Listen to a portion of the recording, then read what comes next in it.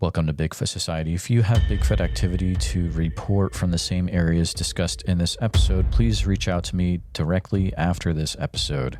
And if you'd like to be on the podcast to discuss a personal Bigfoot encounter, please reach out to me directly at bigfootsociety@gmail.com. Do you wish there was more Bigfoot Society to listen to every week? Well, there is now. If you become a supporting member over at Patreon, you get a special members-only episode every single week on Wednesdays, and sometimes even more episodes. Head on over to patreon.com/the Bigfoot Society. And now let's get on with the show. All right, Bigfoot Society, I've got the privilege of talking to Burton tonight. Burton is an individual that reached out to me. He had seen one of my episodes that were based on a situation in New York to do with Bigfoot, and then reached out to me after that about a situation that he had happen a while ago. But Burton, it's a privilege to have you on the show today. How's it going, man? Not too bad. Fantastic. Is there anything that the listeners would need to know for background about yourself before we get started? Not really. I grew up in a small town in Western New York. A lot of woods. A lot of people don't realize when you say New York, they think you're talking about New York City. It was a very rural town. I've been around a lot of just big animals, woods. I've been in the woods. Gotcha. Burton, I'm going to have you go ahead, and if you wouldn't mind taking us back to when this interaction all started for you. So it was probably 10 years ago. I had this dog. His name was Marley. He was a big yellow lab. And at the point the story happened, he was blind and deaf because he had diabetes. And it was me, my mom, and dad. We were watching TV in the living room the one night, and he jumped up and acted absolutely rabid. He was just going crazy, barking at the door to go towards the back of the house. And we let him through that door. He went to the next one. He was barking. He had honestly thought somebody had broken in or something. It was like 4 doors to get to the back of the house to get outside. And every single one, he just kept barking, jumping at the door and snarling. And he's a lab. He was like a lovable, sweet dog. He had never had problems with anybody or anything that I can remember. And we let him through the next door. And we got to the very back door that led outside, me and my mom and dad. And we opened the door and we started to go out. He tried to run out. We had to grab him by the collar, throw him back in. And he was just acting like he wanted to go out and kill something. And at this point, he was probably 5, 6 years old. He was an old, blind, diabetic dog. He napped, usually. And so we went outside. It was 10, 11 o'clock at night. So it was late. And we stood there on the back porch for a second, looking around. It was real dark back there. And we looked to the back corner of the yard, and there was just a big silhouette there. I mean, it looked like a big person standing there completely still. And the entire time we stood out there, I don't know, probably 5 minutes. And the entire time you could just hear the thing breathe. It sounded like you had somebody sitting there breathing in your ear, and it was 50, 75 feet away. And it wasn't like it was labored breath or it was running or it was tired. It was just sitting there resting, just loud. And whatever it was, it knew that we saw it, and it didn't run. It didn't care that the dog was barking. It just stood there breathing, which was off-putting, very intimidating. After a few minutes, though, my dad was sitting there and we better go back inside. And afterwards, you bring it up to him, he's like, oh, that was just a black bear. But the black bears aren't supposed to be around this part of the state in New York. And I don't think if they were that they would be that big. You know what I mean? The only thing I could think that it was maybe a horse. Like maybe it was a horse that was standing directly facing towards us for 5 minutes straight, perfectly still, but that doesn't seem like any of the horses I've been around. There's a large Amish population around us, so they would have horses. They would come down. They had a hitching post by the house, and I'd bring the dog out to see the horses, and he loved. He never had a problem with them, but just the fact that he was that worked up about it, he didn't get that worked up. You know what I mean? He acted absolutely insane about whatever it was that was outside. And then we got out there and it was whatever. It was just standing there at the corner of the yard, just looking at us, watching us, and breathing. So anyway, we went back inside, and then I grabbed a flashlight and tried to go back out and look, because me and my mom were like, it's weird. It's really weird. Whoever that was, whatever, it was weird. Went back out. The shape wasn't there. The silhouette wasn't there. There was nothing there. I walked around, looked. After a few minutes, the dog calmed down. I put him on a leash, took him out for a walk, and looked. He sniffed around a bit, and there's just nothing there. So their house is right next to a railroad track, and then the canal. And where we're at in New York, it was town's maybe 500 people. It's not a big town. There's a couple other small towns 5 miles in each direction, and we're right next to a huge swamp, the Montezuma Nature Preserve there. So I think it was just something crossing through that. It was something walking past, and I don't understand how the dog could have smelled it or saw it or knew that it was there, but it was something that he was sleeping, relaxing, and he woke up and was trying to attack people to get outside to fight it. It was just it was off-putting. It wasn't a normal thing to happen. You know what I mean? It stuck out. And then when all three of us went outside, and we were standing on the back porch watching this thing for minutes, and it's just standing there watching us watch it. It stuck out.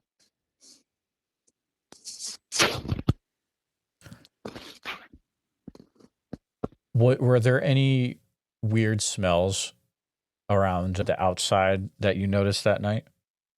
There wasn't. It was I remember that it was like a still, quiet night. It wasn't windy, but I didn't smell anything. I remember that it was very quiet. Was that a quiet that you'd ever experienced before, or was it abnormally quiet?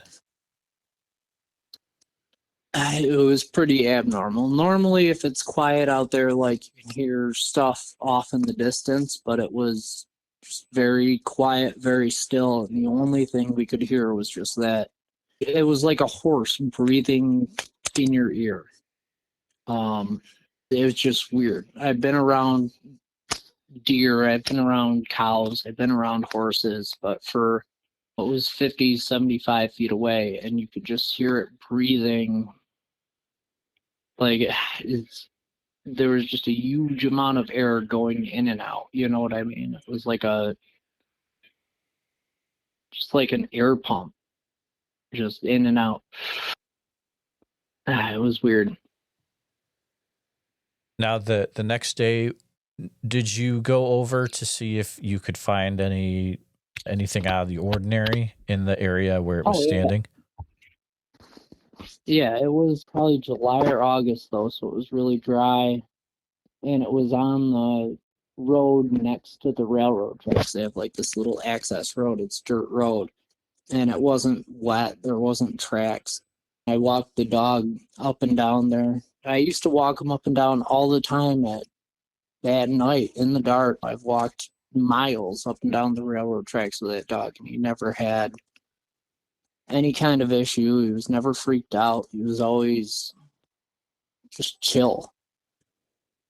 And he was never upset or freaked out. When just to see him wake up from the middle of nothing, napping and wanting to go outside and fight something it was crazy. How did your dog act the next day? Was it back to normal, or were things still a bit off for him? He was pretty much back to normal. He went sniffing around, but he wasn't freaked out or upset. It was like whatever it was had passed through and was gone, and he was good with it. He just seemed really, but we didn't have windows open. I don't know how he could have smelled something, or I don't know how he could have known something was out there. For him to act like that and us to go to the back door, we expected to go out and stand there on the porch and be like, yeah, there's nothing out here. He's being crazy. Go back in. But the entire time we were standing out there, he was snarling and barking at the door, and whatever it was just didn't care. I didn't view a dog as something that it needed to be worried about. It didn't view the three of us as something it needed to be worried about. It just stood there, and it was very confident, almost. It didn't do anything threatening, but just the way that it behaved was threatening, because it knew that nothing that was going on with us was a threat to it. Does that make sense? Yeah, absolutely. Like, it was just very self-assured, or it was just standing there. You caught me, you saw me, and just, what are you going to do next? And then when we went inside and I went back out, it was gone. You'd mentioned before that it is in the same area, or that Montezuma National Wildlife Refuge is in the same area where this is, or nearby. So I want to point out to listeners, it's a massive refuge in, I don't know if you consider it central New York, but it's right next to 90. If you take 90 across New York, and it's about 10,000 acres. It's a really big it's refuge. A big area. Yeah, there's spots in that swamp that people probably have never been to. Super hard to navigate. I used to go out fishing out there all the time. Yeah, it's a big area. The town where it happened is, like I said, it's like 500 people. It's between Rochester and Syracuse. It's right along the Erie Canal. It's right along the railroad tracks. It's right along the old Erie Canal before the current one was built. And it's just the side. So where they live in the town, right there by the tracks in the canal, it's super dark. So the back and the side of their house where the tracks are, there's no light. There's lights from across the canal, from street lights, but that's 500 feet away. So it's just dark. You know what I mean? It's not like streets and sidewalks and stuff. It's like where the woods butt up to the town. And if you wanted to walk through the town and you walk down the canal, it'd be maybe 1,000 feet where you'd have to worry about someone seeing you. But even then, probably nobody is going to, especially at night, because it's nothing there.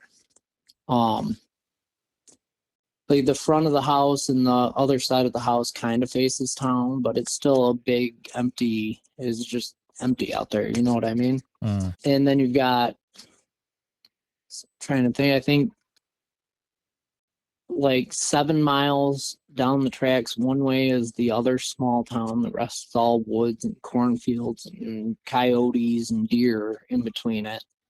And then the other way, it's probably 5 or 6 miles down the tracks to get to Savannah, which is right by Montezuma. So they're all little small towns connected by 1 or 2 roads and then the tracks and the canal. In that area, did you ever hear any other stories about people that had weird interactions or thought they saw something similar things? Not really. I don't think a lot of people would want to talk about it. I know that I had friends growing up that lived out in the country, and we'd go out sometimes, and you could hear weird stuff at night out there, like sticks knocking together and stuff. I don't think too many people really talk about anything weird that they've seen, or they brush it off. You know what I mean? Because it's what I feel my dad does with oh, it was just a black bear. It's no big deal. Like, they have to live there, and they don't want to live there if something weird is out there. You know what I mean? Like, they'd rather just brush it off. Oh, that's something natural. It's something normal. But I think it makes them uncomfortable to be like, oh, that's something that I can't explain. That makes sense, especially in a lot of these smaller towns out in the East. You are going to have people that will not really talk about things that they've experienced. So you mentioned that you've actually heard something that was making like a wood knocking noise when you were out in the woods at night? I've heard wood knocking. I had a friend I would go and stay the night with and hang out at his house. Yeah, he'd be outside at night, and you'd hear it sounded like a baseball bat in a tree. I brushed it off. It's not looking for it, you know what I mean? It's not coming to get you, or it's just something you'd hear late at night out in the woods. Mm. This area where you saw something out in the shadows, was there anything ever out of the ordinary besides this that happened on the property? Anything hitting the side of the house, or any weird sounds that didn't quite, fit into the surroundings? Not that I can really think of. I think most of the time the dog, if things were passing through there, the dog just didn't notice that it was passing through. I think that's the one time where something caught his attention, and we went and looked and saw that something was out there. Yeah, I wouldn't doubt one bit that things had been walking past there for a while, but we never had anything else really bother us or anything else make its presence known. It was like the only time I can remember actually seeing something, and then I thought about it. I was like, I think that was Bigfoot. Just because I couldn't explain it any other way. After that time, when you saw something at the edge of the property, did you experience personally anything weird after that was out of the ordinary? Seeing anything or experiencing anything?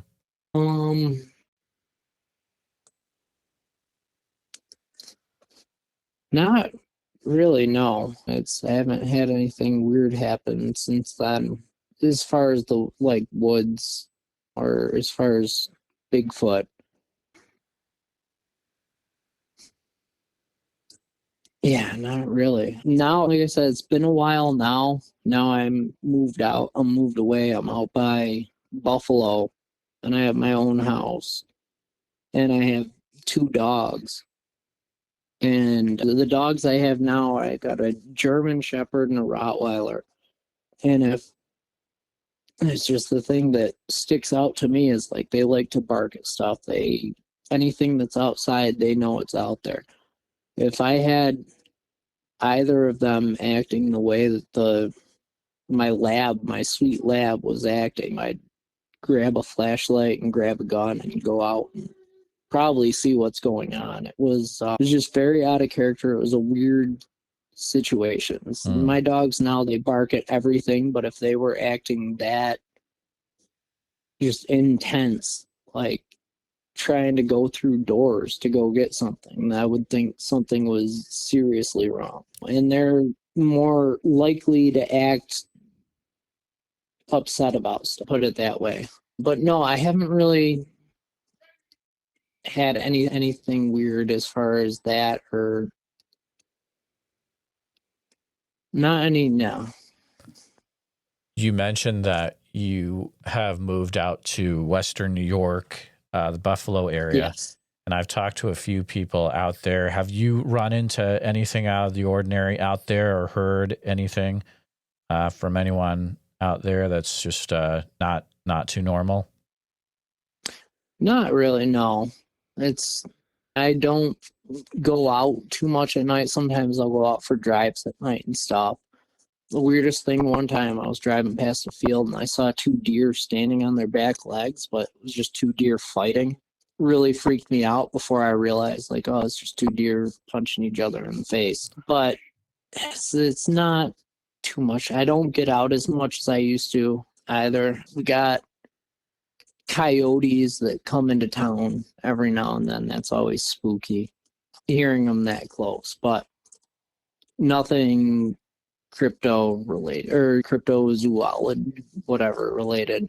Burton, I want to say thank you for reaching out to share what was happening to you that one night over by Montezuma.